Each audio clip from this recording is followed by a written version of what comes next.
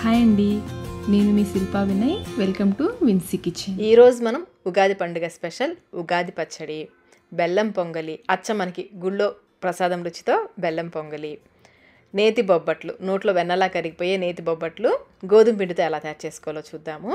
అలాగే చింతపండు పులిహోర. ముందైతే మనం ఉగాది పచ్చడి తయారీ విధానాన్ని చూద్దాము. ఉగాది పచ్చడిలో చేదు కోసం వేప పువ్వు వేస్తాము. ఈ పువ్వుని ఇలా కాడలకి ఉన్నప్పుడే శుభ్రం చేసుకోవాలి. నీళ్ళల్లో కడిగేసుకుంటే ఈ పువ్వు మీద దుమ్మేమైనా ఉంటే పోతుంది. ఇలా శుభ్రం చేసేసుకుని ఈ పువ్వుని జాలిగిన్నెలో వేసేసామంటే నీళ్ళన్నీ వడారిపోతాయి. దీన్ని పక్కన పెట్టేసుకొని ఇప్పుడు పులుపు కోసం మీడియం సైజ్ నిమ్మకాయంత చింతపండు తీసుకోవాలి. చింతపండులో గింజలు నారలు లేకుండా శుభ్రం చేసుకుని ఒకసారి కడిగేసి 1 కప్పు నీళ్లు పోసి నానబెట్టుకోవాలి. అలాగే తీపి కోసం 3/4 కప్పు తురిమిన బెల్లం వేసుకోవాలి. ఇందులో కూడా 1 కప్పు నీళ్లు పోసేసి ఈ బెల్లాన్ని కరిగించుకోవాలి. దీన్ని పక్కన పెట్టేసుకొని కారం కోసం 20 మిరియాలు వేసుకోవాలి. అలాగే రుచికి సరిపడినంత ఉప్పు. ఇక్కడ నేను కల్లుప్పు వేస్తున్నానండి. డైరెక్ట్గా పచ్చడిలో వేసేసామంటే ఉప్పు కరగడానికి టైం పడుతుంది కదా, అందుకని మిరియాలతో పాటు దంచేసుకోవాలి. మీరు మామూలుగా సాల్ట్ అయినా వేసుకోవచ్చు. ఇలా దంచుకొని పక్కన పెట్టేసుకోండి. ఈలోపు వేప పువ్వు తడారిపోయి ఉంటుంది. ఈ విధంగా పువ్వులు మాత్రమే వేసుకోవాలి, కాడలు రాకుండా పువ్వులు మాత్రమే వేసుకోండి. ఇలా ఒలుచుకున్న వేప పువ్వుని ఒక మిక్సింగ్ బౌల్లోకి వేసేసుకోండి. ఇది 1 టేబుల్ స్పూన్ ఉంటుంది ఈ వేప పువ్వు. వగరు కోసం పచ్చి మామిడికాయ చిన్నకాయ తీసుకోండి, బాగా ముదిరినకాయ కాకుండా పింద అంటారు కదా, అది తీసుకుని సగం కప్పు వరకు మామిడి ముక్కలు వేసుకోవాలి. ఇప్పుడు ఇందులో కరిగించుకున్న బెల్లం నీళ్ళని పోసుకోవాలి. ఈ విధంగా ఫిల్టర్ చేసుకొని పోసుకుంటే ఇందులో నలకలు ఏమైనా ఉంటే పోతాయి. అలాగే మనం నానపెట్టుకున్న చింతపండు నుంచి గుజ్జు తీసుకుని పోసుకోవాలి. చివరిగా దంచి పెట్టుకున్న మిరియాలు ఉప్పు కూడా వేసేసుకొని దీనికి సరిపడా నీళ్లు పోసుకోవాలి. ఈ ఉగాది పచ్చడిలో మొత్తం నేను 1 లీటర్ నీళ్లు పోసానండి. బెల్లం కరిగించడానికి, చింతపండు నానపెట్టడానికి ఇలా మొత్తంగా నేను 1 లీటర్ వరకు నీళ్లు పోసాను. అంతేనండి, ఉగాది పచ్చడి రెడీ అయిపోయింది. ఇందులో కొంతమంది అరటిపండు ముక్కలు, పుట్నాల పప్పు, అలాగే కొంతమంది చిక్కగా చేసుకుంటారు, కొంతమంది పల్చగా చేసుకుంటారు.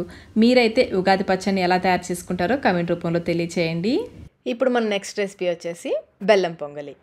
ముందుగా కుక్కర్లోకి 3/4 కప్పు బియ్యం తీసుకోవాలి. ఇక్కడ నేను రైస్ కప్తో 3/4 కప్పు బియ్యం తీసుకున్నాను. ఆ మిగతా 1/4 కప్పు వచ్చేసి పెసరపప్పు వేసుకోవాలి.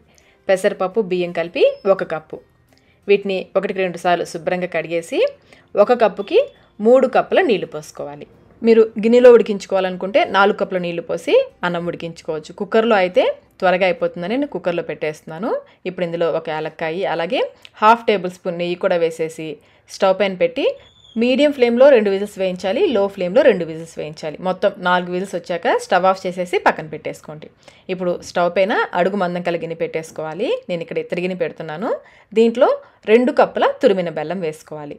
నేను 1 కప్పు మామూలు బెల్లం, 1 కప్పు తాటి బెల్లం వేస్తున్నాను. మీరు 2 కప్పులు మామూలు బెల్లం వేసేసుకోవచ్చు. ఇప్పుడు ఇందులో 1/2 కప్పు వరకు నీళ్లు పోసేసి ఈ బెల్లాన్ని కరిగించుకోవాలి. మామూలు బెల్లం కంటే కూడా తాటి బెల్లం హెల్త్కి చాలా మంచిదండి. అందుకని నేను ఒకటి ఇది వేశాను.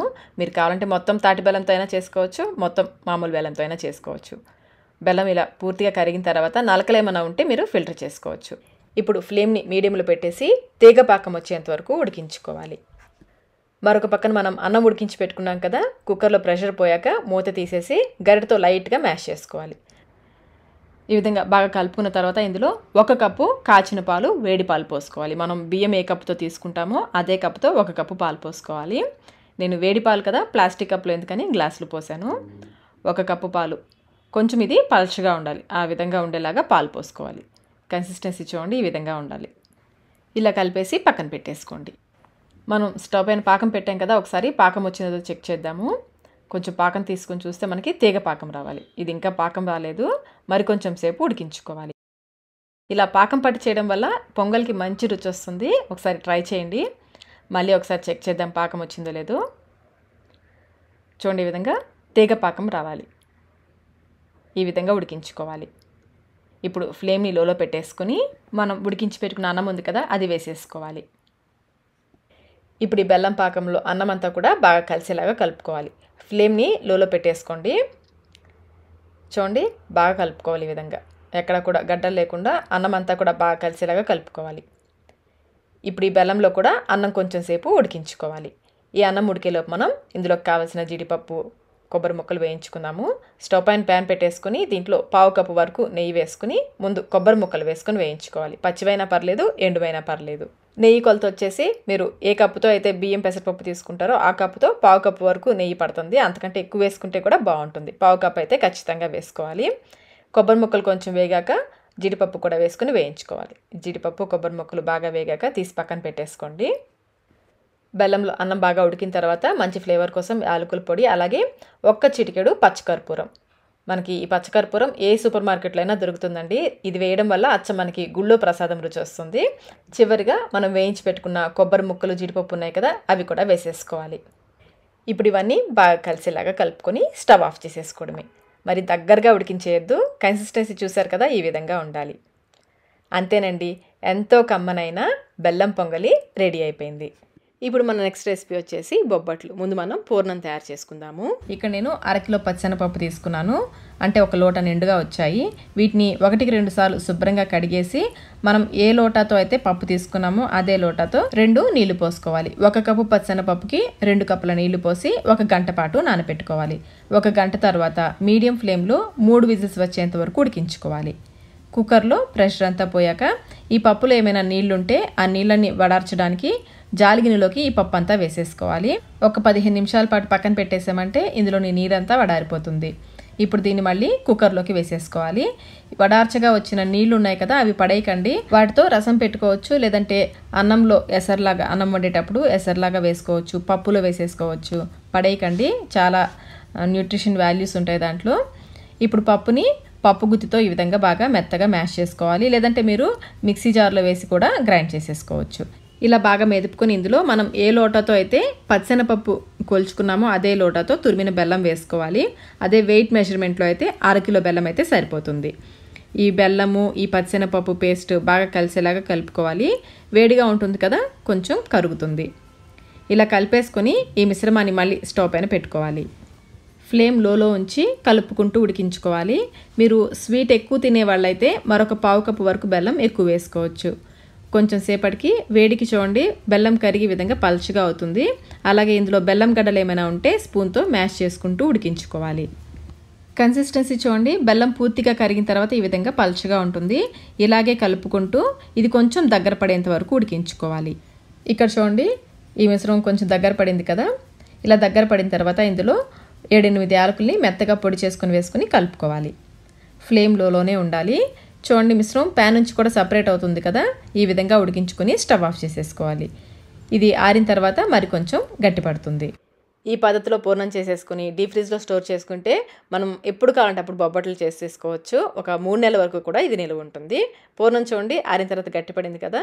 నేనైతే మొత్తం చేయట్లేదండి, ఇప్పుడు ఒక 10 మాత్రమే బొబ్బట్లు చేస్తున్నాను. ఇలా ఒక 10 బాల్స్ చేసుకుని పక్కన పెట్టేసుకోండి. ఇప్పుడు మనం బొబ్బట్లకి పైపిండి కలుపుకుందాము. ఒక ప్లేట్లోకి 1.5 కప్పుల గోధుమ పిండి వేసుకోవాలి. ఇప్పుడు ఇందులో 1 చిటికెడు సాల్ట్ వేసుకోవాలి. ఎక్కువ వేసుకోవద్దు, 1 చిటికెడు వేసుకోండి. అలాగే కొంచెం పసుపు, 2-3 చిటికెళ్ళ పసుపు. మీరు పసుపు వద్దనుకుంటే స్కిప్ చేసేయచ్చు. ఇందులో 1 టేబుల్ స్పూన్ నూనె కూడా వేసి ఈ నూనె పిండికి బాగా పట్టేలాగా కలుపుకోవాలి. ఇలా ముందు నూనెతో కలుపుకుంటే మనకి బొబ్బట్లు బాగా మృదువుగా వస్తాయి. బాగా కలుపుకున్న తర్వాత కొంచెం కొంచెం నీళ్ళు పోసుకుంటూ పిండిని కొంచెం జిగురుగా స్టిక్కీగా ఉండేలాగా కలుపుకోవాలి. చూడండి ఈ విధంగా కొంచెం పల్చగా ఉండాలి. మరీ పల్చగా కాదు, అలానే మరీ చపాతీ పిండిలాగా కాకుండా ఈ విధంగా కొంచెం స్టిక్కీగా ఉండేలాగా కలుపుకోవాలి. ఇప్పుడు ఇందులో మరొక టేబుల్ స్పూన్ నూనె వేసి ఈ నూనె పిండిలో బాగా కలిసిపోయేలాగా మర్దనా చేస్తూ కలుపుకోవాలి. జనరల్గా అయితే బొబ్బట్లని మైదాతో చేస్తారు కదా, ఈ పద్ధతిలో మనం గోధుమ పిండితో కూడా బాగా మృదువైన బొబ్బట్లను చేసుకోవచ్చు. చూడండి నూనె అంతా కూడా పిండిలోకి వెళ్ళిపోయింది కదా. చివరిగా మరొక టేబుల్ స్పూన్ నూనె వేసేసి పిండికంతా నూనె పట్టించాలి. చూడండి ఈ విధంగా చేత్తో పిండికంతా నూనె పట్టించేసి మూత పెట్టి కనీసం అరగంట పాటైనా పిండిని నాననివ్వాలి. అరగంట తర్వాత చూడండి పిండి బాగా నాని సాఫ్ట్గా అయింది కదా. ఇప్పుడు ఇందులో నుంచి కొంచెం పిండిని తీసుకుంటూ మనం బొబ్బట్లు చేసుకోవాలి. బొబ్బట్లు చేయడానికి ఇక్కడ నేను బటర్ పేపర్ తీసుకున్నాను. మీరు పాల ప్యాకెట్ కవర్ అయినా లేదా ఆయిల్ ప్యాకెట్ కవర్ అయినా తీసుకోవచ్చు. నెయ్యితో ఈ విధంగా గ్రీస్ చేసుకోవాలి. నెయ్యి అయినా కానీ నూనె అయినా కానీ తీసుకోవచ్చు. ఈ విధంగా 2 ముక్కలు తీసుకోవాలి. నూనె కొంచెం ఎక్కువే రాసుకోండి, మనం ప్యాన్ మీద వేసి తీసేటప్పుడు అంటుకోకుండా ఈజీగా వచ్చేస్తుంది. చపాతీ ముద్దని ఈ విధంగా పల్చగా స్ప్రెడ్ చేసి మధ్యలో పూర్ణం పెట్టాలి. పూర్ణము మనం తీసుకున్న చపాతీ పిండి ముద్ద కంటే కూడా కొంచెం ఎక్కువ ఉండాలి, డబల్ సైజు ఉంటే బాగుంటుంది. ఈ విధంగా అన్ని వైపులా క్లోజ్ చేసేసుకోవాలి. ఎక్స్ట్రా పిండి ఏమైనా వస్తే తీసేసుకోండి. ఈ విధంగా ఎక్స్ట్రా వచ్చిన పిండిని తీసేసుకుని ఈ పై భాగం కిందకి వచ్చేలాగా పెట్టాలి. పైనుంచి మరికొంచెం నెయ్యి వేసుకుని లైట్గా స్ప్రెడ్ చేసుకోవాలి. ఇప్పుడు దీనిపైన మరొక బటర్ పేపర్ ముక్క ఉంది కదా, దాన్ని పెట్టేసుకోవాలి. ఇప్పుడు చేత్తో చూడండి, అన్ని వైపులా మనకి పూర్ణం వెళ్ళేలాగా అన్ని వైపులా ఈ విధంగా స్ప్రెడ్ చేసుకోవాలి. చాలా ఈజీ అండి బొబ్బట్లు చేసుకోవడం. ఈ పద్ధతి అయితే ఇంకా ఈజీగా ఉంటుంది. చేత్తో చూడండి, మనం పిండి బాగా నానబెట్టాం కదా, నూనెతో బాగా కలిపి ఈజీగా స్ప్రెడ్ అయిపోతుంది. ఎక్కడ కూడా ఎక్కువ తక్కువ లేకుండా ఈ విధంగా అన్ని వైపులా సమానంగా ఉండేలాగా స్ప్రెడ్ చేసుకోవాలి. మరి లావుగా కాకుండా అలానే మరీ పల్చగా కాకుండా చూడండి ఈ విధంగా స్ప్రెడ్ చేసుకోవాలి. ఈ సైజు ఉంటే బాగుంటుంది. ఇప్పుడు మనం ఈ బొబ్బట్లని కాల్చుకుందాము. ప్యాన్ పైన నెయ్యి కానీ నూనె కానీ వేసుకోవచ్చు. మనం నేతి బొబ్బట్లు చేస్తున్నాం కాబట్టి నెయ్యి వేస్తున్నాను. అంతా స్ప్రెడ్ చేసేసి ఈ బొబ్బట్టు వేసేసుకోవాలి. ఈ బటర్ పేపర్కి కొంచెం నూనె ఎక్కువ వేస్తే అంటుకోకుండా చక్కగా వస్తుంది. ఇటువైపు మీడియం ఫ్లేమ్లో పైన పచ్చదనం తగ్గేంత వరకు కాలనివ్వాలి. పైనుంచి మరికొంచెం నెయ్యి వేసుకుని రెండో వైపుకు తిప్పుకోవాలి. ఇటువైపు కూడా కొంచెం సేపు కాలనివ్వాలి. ఫ్లేమ్ని మీడియంలో పెట్టే కాల్చుకోవాలి, లేదంటే మాడిపోతాయి. ఈ బొబ్బట్లకి ఎంత నెయ్యి వేస్తే అంత రుచిగా ఉంటుందండి. మీకు నెయ్యి ఎక్కువ వద్దనుకుంటే తక్కువ నెయ్యితోనే కాల్చుకోవచ్చు. మీకు నెయ్యి ఎక్కువ ఇష్టం ఉంటే ఎక్కువ వేసుకుని కూడా కాల్చుకోవచ్చు. ఈ విధంగా రెండు వైపులా కూడా బాగా కాల్చేసుకుని తీసేసుకోవడమే. ఇదే విధంగా అన్ని బొబ్బట్లు చేసుకోవాలి. ఇదే పూర్ణం పిండితో మీరు ఈ విధంగా బొబ్బట్లైనా చేసుకోవచ్చు, అలాగే పూర్ణం బూరెలు కూడా చేసుకోవచ్చు. చూడండి బొబ్బట్లు ఎంత మృదువుగా ఉన్నాయి కదా. గోధుమ పిండితో చేసినా కానీ నోట్లో అలా వెన్నలా కరిగిపోతాయండి. చాలా రుచిగా ఉంటాయి. ఈ పద్ధతిలో మీరు కూడా ఒకసారి తప్పకుండా ట్రై చేయండి. ఇప్పుడు మన నెక్స్ట్ రెసిపీ వచ్చేసి చింతపండు పులిహోర. ముందుగా కుక్కర్లో 2 కప్పుల బియ్యం వేసుకోవాలి. ఇవి వచ్చేసి 500 గ్రాముల బియ్యం ఉంటాయండి. వీటిని 1-2 సార్లు శుభ్రంగా కడిగేసి 1 కప్పుకి 2 కప్పుల చొప్పున 2 కప్పులకి 4 కప్పుల నీళ్లు పోసుకోవాలి. నేనైతే బియ్యాన్ని 1 గంట పాటు నానపెడతానండి. ఇలా నానపెట్టిన తర్వాత 1 స్పూన్ నూనె వేసుకొని మూత పెట్టేసి మీడియం ఫ్లేమ్లో 3 విజిల్స్ వచ్చే వరకు ఉడికించుకోవాలి. రెగ్యులర్గా మనం అన్నం ఎలా వండుకుంటామో అలా వండుకుంటే సరిపోతుంది. పులిహోర పేస్ట్ కోసం 60-70 గ్రాముల చింతపండు పడుతుందండి 1 కిలో బియ్యానికి. 1 కప్పుకి చిన్న ఆరెంజ్ కమలాకాయ అంత సైజు చింతపండు తీసుకోవాలి. 2 కప్పులకి 2 తీసుకున్నాను. ఇందులో గింజలు నారలు ఇలాంటివి ఏమీ లేకుండా శుభ్రం చేసుకొని నీళ్ళతో ఒకసారి కడిగేసి 1/2 కప్పు నీళ్లు పోసుకొని నానపెట్టుకోవాలి. 1-2 నిమిషాల పాటు స్టవ్ పైన మీడియం ఫ్లేమ్లో ఉడికించుకున్నాం అనుకోండి, చింతపండు గుజ్జు ఈజీగా వచ్చేస్తుంది. ఇలా 1 పొంగు వచ్చిన తర్వాత స్టవ్ ఆఫ్ చేసుకుని పూర్తిగా చల్లారనివ్వాలి. చింతపండు పూర్తిగా చల్లారిన తర్వాత ఇందులో నుంచి గుజ్జు తీసుకోవాలి. మీరు చేత్తో ఇలా పిండుకోవచ్చు, లేదంటే మిక్సీ జార్లో వేసుకొని గ్రైండ్ చేసుకోవచ్చు. మరి కొంచెం నీళ్లు పోసి ఇందులో నుంచి ఈ పిప్పిని ఫిల్టర్ చేసుకోవాలి. ఫిల్టర్ చేయడం కోసం ఇక్కడ నేను జాలి గరిటెలో వేస్తున్నానండి. ఇందులో వేసేసి గరిటెతో ఇలా కలిపామంటే చిక్కటి చింతపండు గుజ్జు ప్యాన్లోకి వచ్చేస్తుంది. పిప్పంతా పైన జాలి గరిటెలో ఉండిపోతుంది. ఈ విధంగా ఫిల్టర్ చేసుకొని స్టవ్ పైన పెట్టుకోవాలి. చింతపండు గుజ్జు మరీ పల్చగా ఉండకూడదు, అలాగని చిక్కగా కూడా ఉండకూడదండి. కన్సిస్టెన్సీ ఈ విధంగా ఉండాలి. ఇప్పుడు ఇందులో 3 టేబుల్ స్పూన్ల నూనె వేసుకోవాలి. అలాగే రుచికి సరిపడినంత ఉప్పు కూడా వేసుకోవాలి. ఇక్కడ నేను కళ్ళుప్పు వేస్తున్నానండి. మీరు కావాలంటే సాల్ట్ అయినా వేసుకోవచ్చు. 2 స్పూన్లు వేస్తున్నాను. అలాగే కొంచెం పసుపు, చిన్న బెల్లం ముక్కని ఇలా తరిగి వేసుకోవాలి. 1/2 టీ స్పూన్ బెల్లం తురుము వేసుకోవాలి. ఈ బెల్లం తురుము వేస్తే పులిహోరకి మంచి టేస్ట్ వస్తుందండి. స్కిప్ చేయొద్దు, చాలా టేస్టీగా ఉంటుంది. మీడియం ఫ్లేమ్లో ఇది కొంచెం చిక్కబడే వరకు ఉడికించుకోవాలి. చూడండి ఈ విధంగా సగం వరకు ఉడికిన తర్వాత ఇందులో 10 పచ్చిమిర్చిని ఇలా తుంపి వేసుకోవాలి. ఇప్పుడు ఫ్లేమ్ని లోలో ఉంచి ఇది బాగా దగ్గర పడి ఆయిల్ సపరేట్ అయ్యే వరకు ఉడికించుకోవాలి. ఇలా చింతపండు గుజ్జులో ఉడికిన పచ్చిమిర్చి తినేటప్పుడు చాలా రుచిగా ఉంటుందండి. ఒకసారి ఇలా ట్రై చేసి చూడండి. బాగా ఉడికి దగ్గర పడింది కదా, ఆయిల్ కూడా సపరేట్ అవుతుంది. పచ్చిమిర్చి కూడా చక్కగా ఉడికిపోయాయి కదా. పులిహోర పేస్ట్ రెడీ అయిపోయిందండి. ఇలా తయారు చేసుకున్న పులిహోర పేస్ట్ని చల్లారిన తర్వాత ఫ్రిడ్జ్లో స్టోర్ చేసుకున్నారంటే 6 నెలల వరకు పాడవకుండా ఉంటుంది. వండుకున్న అన్నాన్ని ఒక వెడల్పాటి ప్లేట్లోకి వేసుకోవాలి.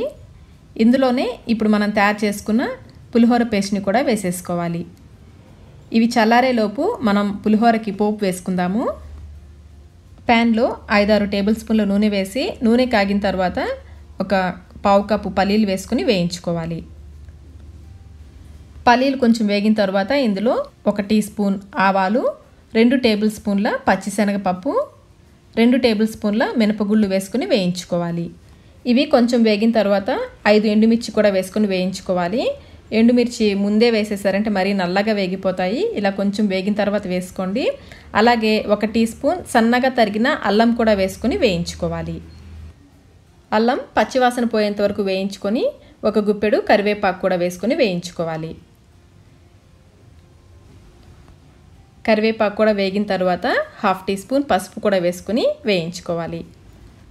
పసుపులోని పచ్చివాసన తగ్గేంత వరకు వేయించుకొని స్టవ్ ఆఫ్ చేసేసుకోవాలి. స్టవ్ ఆఫ్ చేసేసాక ఇందులో 1/2 టీ స్పూన్ ఇంగువ వేసుకోవాలి. స్టవ్ ఆఫ్ చేశాకనే ఇంగువ వేసుకోవాలండి. ఇంగువ వేసుకుని ఒకసారి బాగా కలుపుకోవాలి. ఇప్పుడు ఈ పోపుని వెంటనే ప్లేట్లోకి తీసి పెట్టుకున్న అన్నంలోకి వేసేసుకోవాలి. పోపు వేడిగా ఉంటుంది కాబట్టి ముందు స్పూన్తో కలుపుకోండి. కొంచెం వేడి తగ్గిన తర్వాత చేత్తో కలుపుకోవచ్చు. అలాగే ఇందులో మనం వేయించుకున్న ఎండుమిర్చిని 2-3 ఎండుమిర్చిని ఇలా నలిపి వేసుకుంటే పులిహోర రుచి చాలా బాగుంటుందండి. అన్నీ అవసరం లేదండి, 2-3 ఎండుమిర్చిని ఇలా నలిపి వేసుకుంటే సరిపోతుంది. ఈ అన్నంలో ఈ పులిహోర పేస్ట్, పోపు అన్నీ కూడా బాగా కలిసేలాగా కలుపుకోవాలి. ఇలా బాగా కలుపుకున్న తర్వాత చివరిగా 2 రెమ్మల కరివేపాకుని, పచ్చి కరివేపాకే అండి, శుభ్రంగా కడిగేసి తడేమి లేకుండా తుడుచుకొని ఈ పులిహోరలో ఇలా చివర్లో వేసుకుంటే పులిహోర రుచి మరింత బాగుంటుంది. అంతేనండి, చింతపండు పులిహోర రెడీ అయిపోయింది.